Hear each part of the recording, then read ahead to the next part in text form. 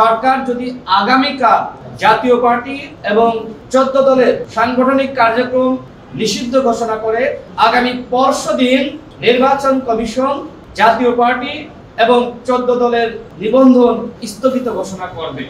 আমরা মূলত দুইটা উদ্দেশ্যে তার সাথে এই বৈঠক করি। প্রথমত, আপনারা জানেন বাংলাদেশে 3টি নির্বাচন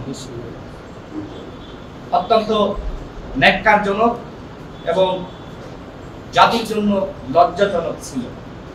আওয়ামী লীগ 14 সালে একতরফা নির্বাচন করেছে, 18 সালের নিশিরাতের নির্বাচন, 24 সালের ডামি নির্বাচন। ইতোমধ্যে সরকারের পক্ষ থেকে আওয়ামী লীগের সাংগঠনিক কার্যক্রম নিষিদ্ধ ঘোষণা করা হয়েছে, কিন্তু যারা আওয়ামী লীগের দোসর ছিল, যারা আওয়ামী লীগকে ফ্যাসিস্ট বানিয়েছে, সেই জাতীয় পার্টি এবং 14 দলের বিষয়ে সরকার এখনো পর্যন্ত কোনো সিদ্ধান্ত গ্রহণ করে নাই।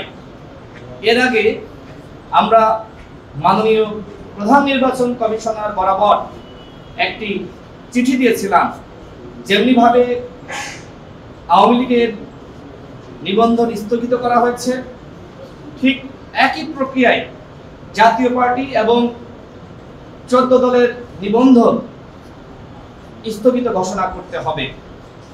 এই বিষয়ে আমরা নির্বাচন কমিশনের পক্ষ থেকে গৃহীত পদক্ষেপ সম্পর্কে জানার জন্য এখানে এসেছি। আমরা প্রধান নির্বাচন কমিশনারকে জিজ্ঞেস করেছি যে এই বিষয়ে আপনারা কতটুকু অগ্রসর হয়েছেন। তিনি আমাদেরকে জানিয়েছেন এই বিষয়ে আসলে নির্বাচন কমিশনের করার কিছুই নাই। যেমনিভাবে সরকার আওয়ামী লীগকে নিষিদ্ধ ঘোষণা করেছে, ঠিক একইভাবে যদি সরকারের পক্ষ থেকে জাতীয় পার্টি এবং 14 দলকে নিষিদ্ধ ঘোষণা করা হয়, এর পরবর্তীতে নির্বাচন কমিশনের পক্ষ থেকে পদক্ষেপ গ্রহণ করা হবে।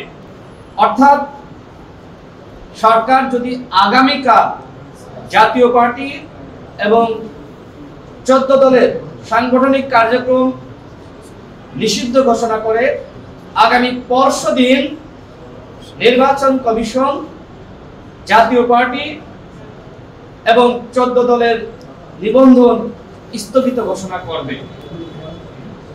আমরা আরো বলেছি যে আগামী নির্বাচনে আওয়ামী লীগ স্বতন্ত্র ডামি মামি স্বামী 24 সালে যেভাবে অংশ নিয়েছে আওয়ামী লীগের নেতারা, ঠিক একইভাবে আওয়ামী লীগ আগামী নির্বাচনে এই স্বতন্ত্র নামে অংশ নিতে পারবে কিনা। প্রধান নির্বাচন কমিশনার বলেছেন যে যারা পদবিতে ছিল তাদের কেউ আগামী নির্বাচনে অংশ নিতে পারবে না, এই ব্যাপারে তারা একমত।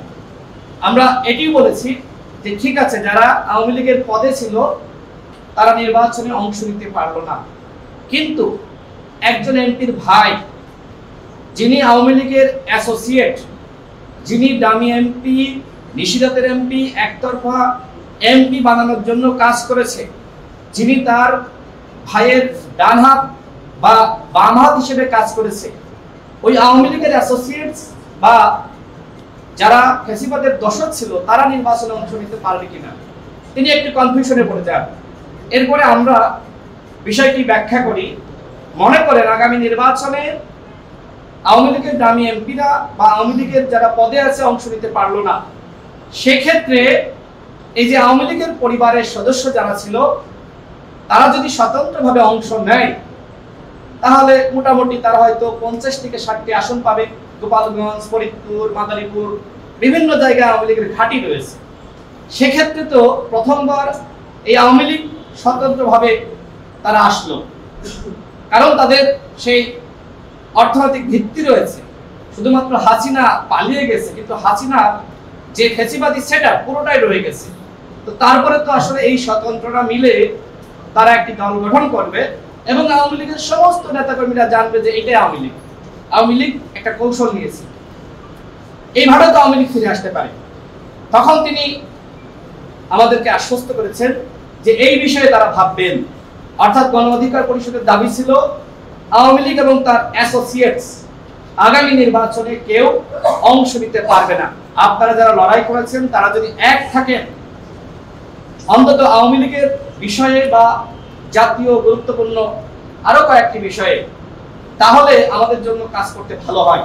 অন্যথায় যদি ফ্যাসিবাদ বিরোধী শক্তি আপনারা বিভ্রান্ত হন, আপনারা এক একজন এক এক রকম দাবি করেন, সেক্ষেত্রে আমাদের জন্য কাজ করা কঠিন।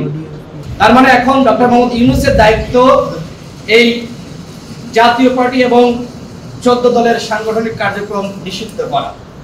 প্রধান নির্বাচন কমিশনারকে আমরা আরো বলেছি, মনে করেন যে আওয়ামী লীগ এবং তার অ্যাসোসিয়েটস নির্বাচনে অংশ নিতে পারলো না, তাহলে আওয়ামী লীগের দোসরকে জাতীয় পার্টি 14 দল, তো জাতীয় পার্টি তো সবসময় বলছে যে আগামী নির্বাচনে আওয়ামী লীগ অবশ্যই অংশ নিতে পারবে বা তাদেরকে নিয়ে ইনক্লুসিভ নির্বাচন অনুষ্ঠিত করতে হবে। তার মানে এই জাতীয় পার্টির আওয়ামী লীগের প্রতি মায়া মহব্বত ভালোবাসা রয়েছে, যেটা জিএম কাদেরের বক্তব্যের মাধ্যমে বারবার আমরা শুনছি।